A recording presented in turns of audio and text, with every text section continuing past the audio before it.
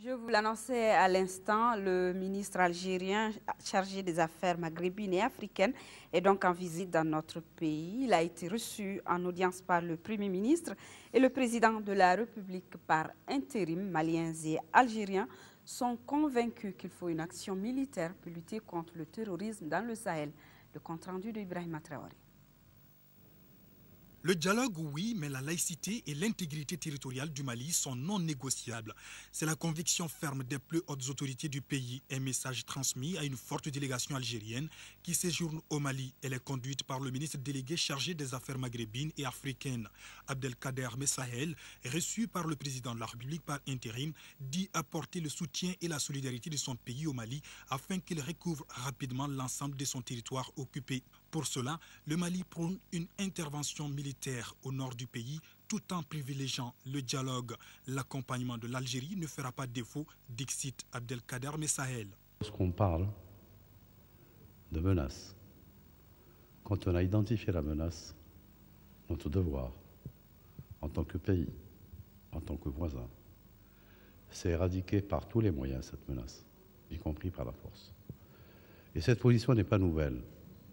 La position d'Algérie, elle a toujours déclaré qu'il n'y a pas de place de négociation avec des criminels qui sont les terroristes et les narcotrafiquants.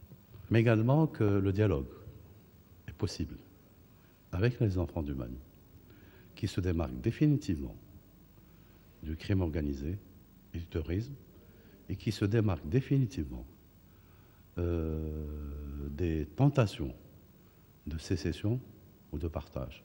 L'entrevue avec le chef de l'État par intérim a duré 1 heure. Le même sujet a fait l'objet d'échanges avec le Premier ministre. Cheikh Modibo Diarra demande à l'Algérie d'être surtout sensible à la souffrance des populations maliennes prises en otage dans leur propre pays.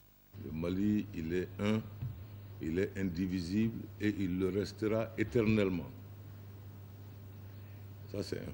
Deuxièmement, notre République et notre loi fondamentale, la Constitution, donne à chaque citoyen le droit de choisir et de pratiquer librement sa religion.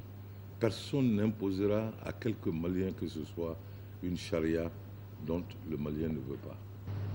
Il est évident que ce sont là des facteurs non négociables. Ici, il y a un peuple qui comprend ce genre de situation, c'est bien l'Algérie. Vous trouverez l'Algérie à vos côtés dans ce que vous avez dit comme recherche de dialogue avec tous ceux qui enfants de ce pays, et je parle particulièrement des enfants du Nord. Le chef de l'État a saisi cette opportunité pour demander également d'opérationnaliser très vite le CEMOC pour lutter davantage contre le terrorisme dans le Sahel. Il a enfin salué l'Algérie pour toute son aide à l'endroit des populations démunies.